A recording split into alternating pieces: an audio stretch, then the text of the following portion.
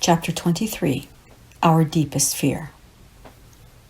We continued along the spectacular Croatian coastline, passing Novi Vinodolski and heading towards Senj. Thanks to a roadside interview that we granted a passing journalist, we were greeted in recognition and stopped by many people, all wishing us the now familiar Sretan Put, a safe journey. We found our picture on the back cover of the local newspaper, along with a small article that we couldn't understand, and added this first of many more Croatian articles to our Italian collection. I was receiving continual signs that day for Ivan, the Croatian name for John.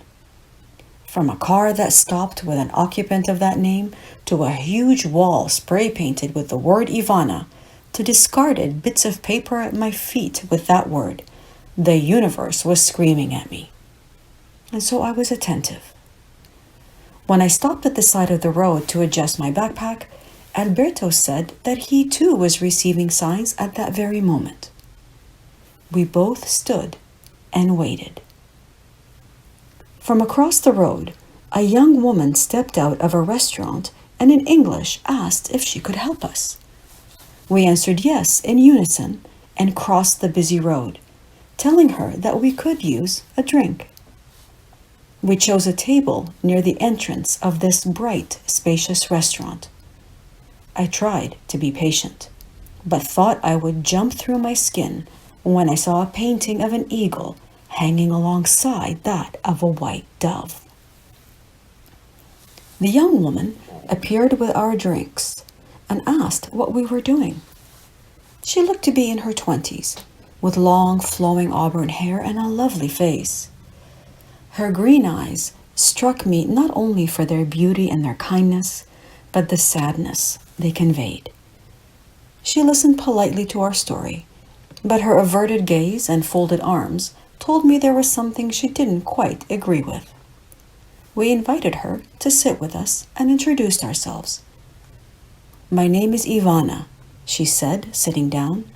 My heart lurched. Alberto kicked me under the table. "How is it that you speak English so well?" I asked, trying not to scare her off with my enthusiasm. "Well, I'm studying to be an English teacher," she replied, "but I am only home for a few days helping my parents here in the restaurant." Through our conversation, I learned that her family was Bosnian and that the civil war had forced them into refugee camps for many years. Unable to return to their home, they now lived in a land that did not welcome them and that generally regarded them with disdain and to be of an uneducated lower social class. After years of hard work building their family restaurant, were they finally being accepted into their new community. "I think what you are doing is admirable," she said, smiling sadly, "but I don't think it will change anything. One person cannot make a difference." "Gandhi was one man, and he made a difference," I replied. "He said we must each be the change we wish to see in the world. That's all we're trying to do. Every day, people stop to speak with us. They honk their horns and wave in support. They invite us into their homes. They offer us food and drink, and often to sleep in their homes. For that brief moment, their attention is on peace. I can't tell you what's changing inside each and every person, but their actions demonstrate that we are influencing them." "Most people here only think about surviving," Ivana responded. "They don't have the luxury of thinking about peace. They've learned that even when they try to speak about peace, they can be arrested." I could sense that she wanted to believe me, but she didn't want to have hope, that fragile commodity that is so easily crushed. "I was in Lebanon for a few months this past year," I said to her. "My father had always described it in such glowing terms, but what I saw were the scarred remnants of 25 years of civil war. I saw people living in fear and mistrust, not knowing if or when war will break out again, and taking what they could for themselves, often at the expense of others. Those who were genuinely interested in rebuilding their country were labeled fools and idealists who didn't understand the complexity of the country's religious and political realities. I've come to understand, however, that they too care very deeply for their country, that they too want to live in the peace that they dream of, but they are too afraid to hope, to be disappointed yet again. I'm not saying it's easy, but peace remains a choice, even in times of war. We've met so many people during this walk who are building peace, Alberto added, but they think they're alone. They're the ordinary people that Mony mentioned who step out of their daily routines to help us. They're the real heroes of the world. Well, thanks to them, I believe more than ever in the goodness of people and in our power to change the world. It's hard to believe that I can make a difference just by being nice to someone, Ivana responded with disbelief. I asked her for a piece of paper, and while she spoke with Alberto, wrote out words that I had long ago memorized and taken to heart. They were given to me the day that I saw my eagle for the first time and was questioning my audacity to dream of working for peace. They were part of Nelson Mandela's 1994 inauguration speech when he accepted the South African presidency. When I finished, I asked Ivana to read my words. Our deepest fear is not that we are inadequate.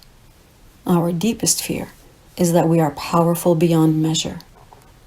It is our light, not our darkness, that most frightens us.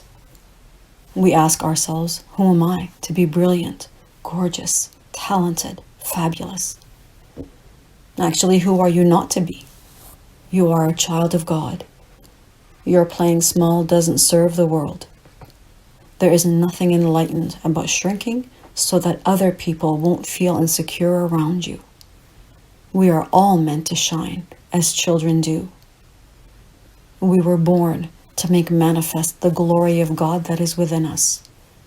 It is not just in some of us, it's in everyone. And when we let our light shine, we unconsciously give other people permission to do the same. As we are liberated from our own fear, our presence automatically liberates others. Ivana's lips curved into a smile. It was a smile of hope, of believing in the impossible, of having the audacity to dream the grandest dream.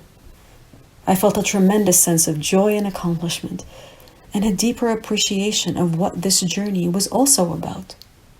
I was giving people back their power. I was giving people back hope. Sitting before Ivana, I couldn't think of a more powerful purpose than to awaken that spark within each person. We spent the night in Senj and pressed on to the tiny fishing village of Svete Juraj, grateful to find a priest and appreciating the storage room that would serve as our shelter for the evening. While Alberto searched for food, I cleared some space on the wooden bench that would be my bed that night. Alberto arrived shortly after, smiling proudly. He held out the expected block of cheese and baguette.